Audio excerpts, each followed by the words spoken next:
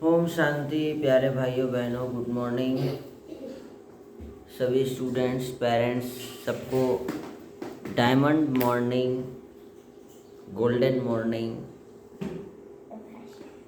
Morning के affirmations लेंगे।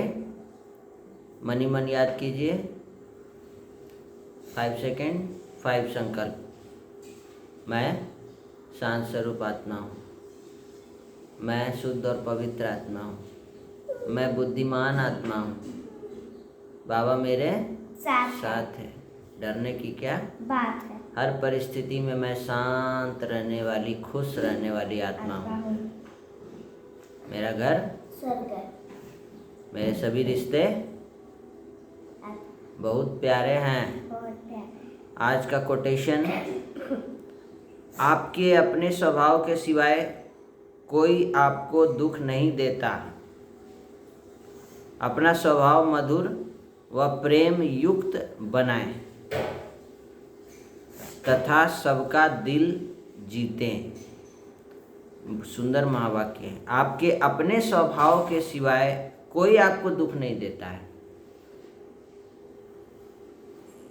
सिद्ध कीजिए, प्रूफ कीजिए। तो आप ध्यान से सोचेंगे, थोड़ा स्लो डाउन हो जाइए। ज़्यादा फास्ट सोचने की दरकार नहीं है। फास्ट सोचेंगे तो समझ नहीं पाएंगे।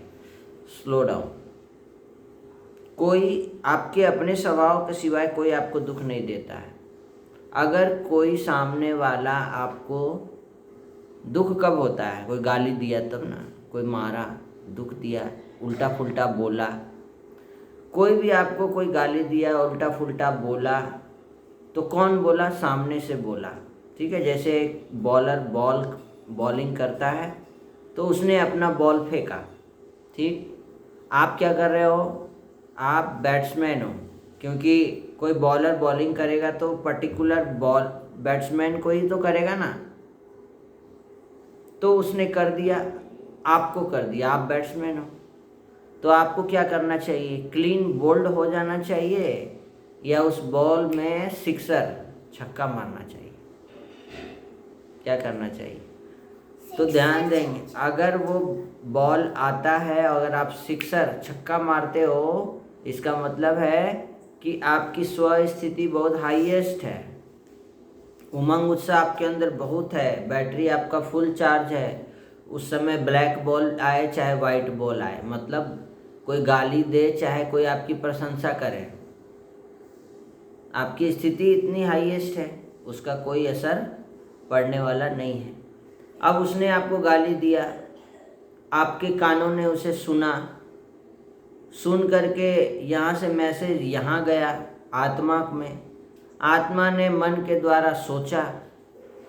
अब आप क्या सोचते हैं उस पर डिपेंड करेगा कि आप दुखी होते हैं या सुखी होते हैं। जैसे महात्मा बुद्ध की कहानी हम लोग सुनते हैं, गांधी जी की भी सुनते हैं, अहिंसा परमो धर्म, है ना। तो ध्यान, ये कोट्स को हम लोग यूज करें। कल की मुरली से 2 शब्द सदगति और दुर्गति, और भी बहुत थे, जैसे है ज्ञान और भक्ति, दिन और रात, सुख दुख, पवित्र अपवित्र, पूर्णिमा अमावस्या, श्रीमत का पालन 100% और श्रीमत का उल्लंघन। तो आज ये लोग का स्कूल है। आज ये लोग साइकिलिंग करके आ गई है। सुबह सुबह की दिनचर्या प्रमाण, खाली पैर चलना, सन गेजिंग करना, साइकिलिंग करना, और उसी बीच वहाँ पे बहुत सारे सब्जी वाले सब्जी बेचते हैं, जो अपने खेतों से डायरेक्ट तोड़ करके, जो छोटे छोटे व्यवसाय बिजनेसमैन होते हैं सब्जी वाले, वो अपने खेतों से डायरेक्ट तोड़ के, आसपास के गाँव से लोग आते हैं, माताएं भी आती है बहुत सारी, और छोटे से उसमें टोकरी में लेकर आती हैं, खेत से डायरेक्ट तोड़ करके। तो ये सब जो रहते हैं सब्जी वाले, बहुत ही शुद्ध और सात्विक, लोकल को प्रमोट करना चाहिए हमें। तो लोकल सब्जियां हमें मिलती हैं जो बहुत ही अच्छी होती हैं स्वास्थ्य के लिए, है ना। जो बाहर से आ रहे हैं, रहते हैं आप धनबाद में हैं और आ रहे हैं सब्जियां बेंगलोर से, अमेरिका से, है ना, फ्रूट्स। हमें लोकल चीज़ें इस्तेमाल ज़्यादा करना चाहिए। क्यों? और ज़्यादा हरी सब्जियां खानी चाहिए। सुबह सुबह सब्जियां आपको बहुत ही कम रेट में और बहुत ही शुद्ध और सात्विक सब्जियां मिल जाती हैं। तो सुबह निकलने का आदत डालें, घर में नहीं, अमृत वेला कीजिए और घर से बेयरफुट खाली पैर निकल जाइए। अगर रास्ता अच्छा है, खाली पैर मिट्टी के रास्तों पर चलिए। खाली पैर चलने का बहुत फ़ायदा है, वो आप खुद फील करेंगे जब आप शुरू करेंगे। तो कल की मुरली से बाबा ने 2 शब्द दिया हमको, सदगति दुर्गति और मैं साक्षी दृष्टा आत्मा हूँ। ये भी बाबा ने हम बच्चों को बताया। और बाबा ने हम बच्चों को कहा कि याद की यात्रा में रह आत्मा को पावन बनाने का पुरुषार्थ करना है। इस संगम युग में हमको जब आत्मा का ध्यान सुप्रीम सोर्स परम लाइट से जुड़ जाता है ना, तो ब्रेन के थीटा गामा कोहेरेंस में वृद्धि होती है। ध्यान दीजिएगा, ये साइंटिफिक फॉर्म है। और भी बहुत एक चीज़ बताई है, वह है इससे न्यूरल डिटॉक्सिफिकेशन होती है, यानी ओल्ड इमोशनल मेमोरीज और संस्कार धीरे धीरे डिजोल्व होने लगते हैं। यही वो प्रक्रिया जिसे साइकोलॉजी में न्यूरो इमोशनल रीसेट कहा जाता है। यही याद की यात्रा की साइंटिफिक रियलिटी है, a vibrational cleansing through focused remembrance. Focused remembrance supreme soul है ना। पुरानी दुनिया से को भूलना, बाबा ने कहा, नई दुनिया और परम धाम को याद करना है। क्योंकि whatever you repeatedly think your brain becomes, है ना। जैसी दृष्टि वैसी सृष्टि। जो भी आप बार बार बोलते हैं, सोचते हैं, करते हैं, वैसा आप बनते चले जाते हैं। आप रोज़ बोलेंगे फर्स्ट आना, फर्स्ट आना, फर्स्ट आना, फर्स्ट आना, फर्स्ट आना, तो वैसा ब्रेन उस तरीके की प्रोग्रामिंग करता है और उसी अनुसार फिर हम लोग कर्म करते हैं और वो जो आप सोच रहे थे वो आपकी सिद्धि आ जाती है।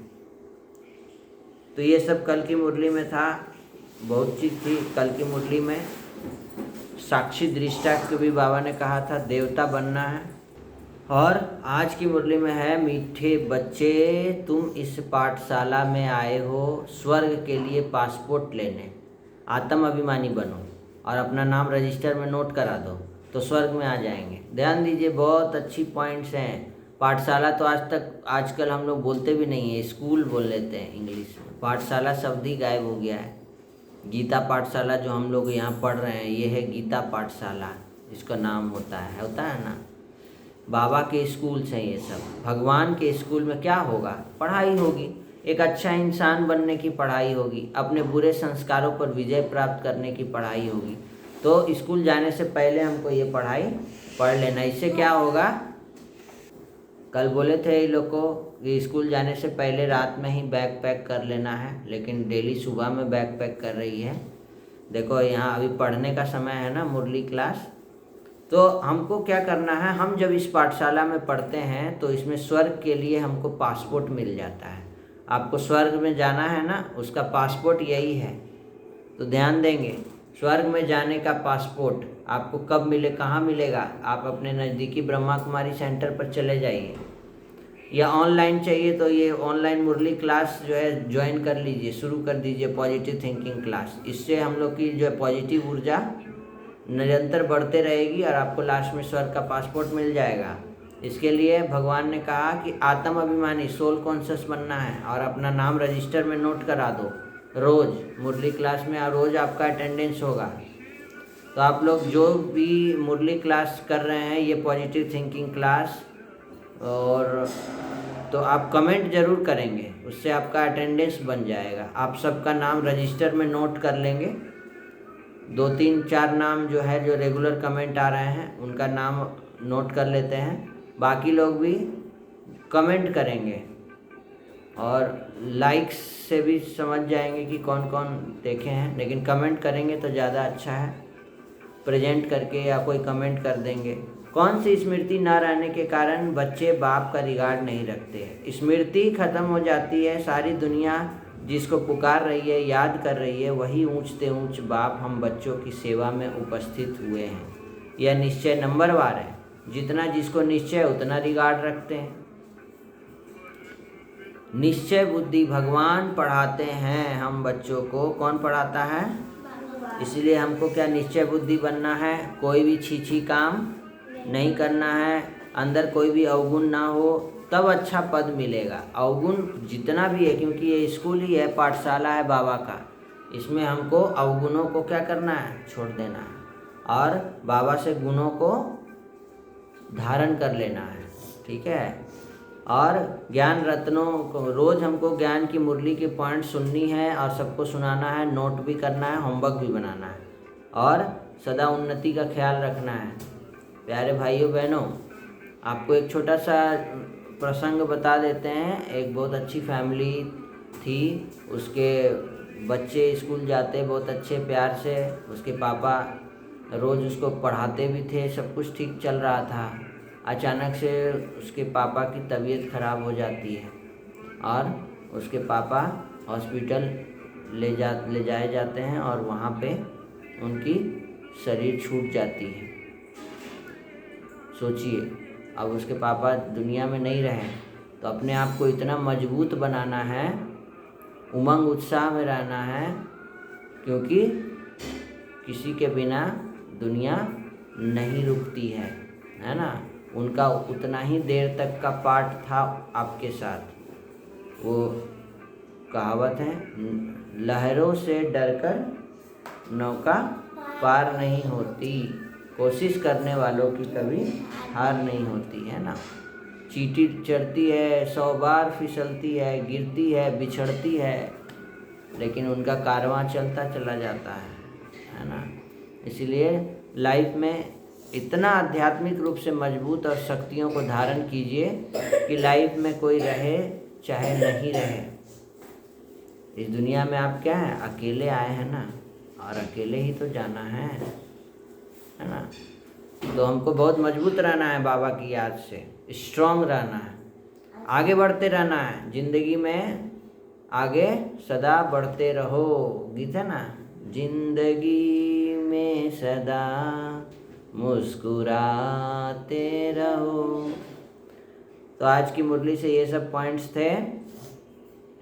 बालक और मालिकपन की समानता द्वारा सर्व खजानों से संपन्न। बालक फिर मालिक, जहाँ पे बालक बनना है वहाँ बालक बनना है, बन जाओ, और जहाँ मालिक बनना है मालिक बनकर कर्म करो, बाबा कहते हैं।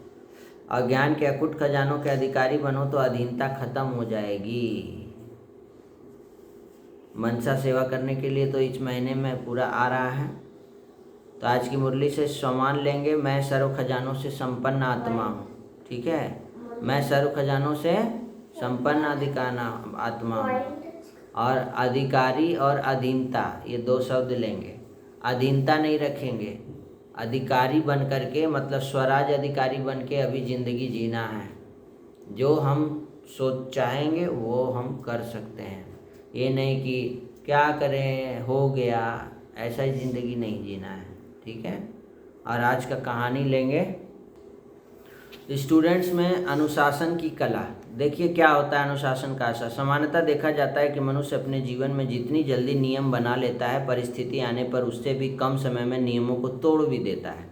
परंतु महान व्यक्ति पहले स्वयं अपने नियम से अनुप्राणित होते हैं और सदैव उन नियमों से बंधे रहते हैं। स्वयं से भी कभी उन नियमों के विरुद्ध आचरण हो जाए तो स्वयं को दंडित करने में भी पीछे नहीं हटते हैं। एक प्रसंग लेंगे। एक बार स्वामी राम तीर्थ बाजार से होकर गुजर रहे थे। रास्ते में ताजे सेब देखकर उनके मन में सेब खाने की तीव्र इच्छा हुई।